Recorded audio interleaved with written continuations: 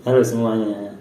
Hampir setiap saat manusia akan selalu melangsungkan komunikasi mulai di rumah, di lingkungan keluarga, tempat kerja, tempat-tempat umum, dan sebagainya. Dengan berkomunikasi, berarti manusia telah melakukan interaksi sesuai kepentingan maupun masalah yang dihadapi, sehingga menjadikan aktivitasnya lebih dinamis. Melalui komunikasi, segala ide atau gagasan, inspirasi, pemikiran, pendapat bisa disampaikan baik secara antar personal maupun kelompok. Bahkan berkomunikasi juga dapat dilakukan menggunakan media dengan sasaran orang banyak. Nah, kali ini aku bakal bahas apa sih itu komunikasi empatik. Nah, langsung aja. Komunikasi empatik atau komunikasi dengan empati berarti komunikasi yang dilandasi kesadaran untuk memahami dengan perasaan, kepedulian, dan perhatian terhadap komunikan.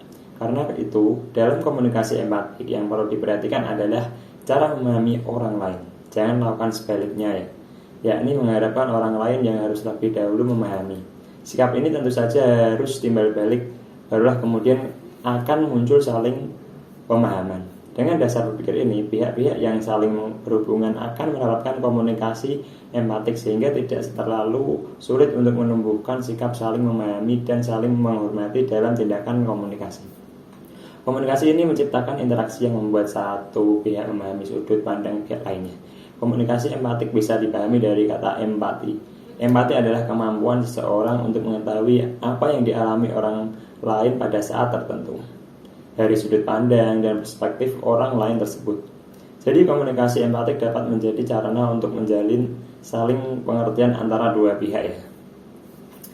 Agar komunikasi empatik tercipta, maka komunikator harus memperhatikan 1. Ketertarikan terhadap sudut pandang komunikan. Sikap ini akan mendorong komunikan untuk lebih terbuka. Yang kedua, sikap sabar untuk tidak memotong pembicaraan. Banyak informasi yang didapat jika komunikator bersabar untuk memperoleh penjelasan detail dari sudut pandang komunikan.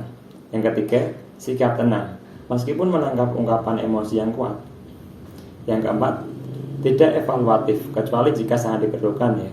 Untuk dapat memahami sudut pandang orang lain, kita hindari sikap evaluatif. Sikap evaluatif dapat membuat komunikan menyeleksi hal-hal yang perlu disampaikan. Yang kelima nih, sikap awas pada isyarat permintaan pilihan atau saran. Sikap ini memperlihatkan adanya kedukungan atau bantuan yang bisa diharapkan komunikan dari komunikator. Yang keenam, sikap penuh pengertian. Selanjutnya ada beberapa hal penting nih yang layak dilakukan agar komunikasi empatik ini dapat dilakukan, yaitu 1. Perlu memiliki data atau informasi yang menyeluruh sehingga permasalahan yang hendak dibahas dan dikomunikasikan dapat dipahami secara komprehensif.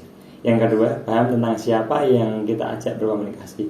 Tidak menyampaikan istilah-istilah yang masih asing bagi komunikan.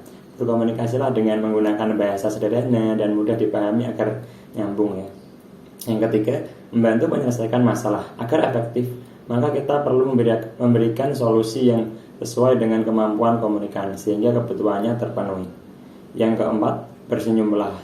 Senyum menjadi komunikasi nonverbal dan emosi positif dapat membantu dalam berkomunikasi antar sesama manusia. Senyuman yang tulus dan hangat dapat mengatasi hambatan komunikasi seperti ketegangan, kecurigaan, kemarahan, dan kecemburuan. Nah, sekian dari video yang aku buat ini. Semoga bermanfaat. Kalau ada kesalahan kata ataupun ada kekurangan apapun itu, mohon dimaafkan. Sampai jumpa kembali.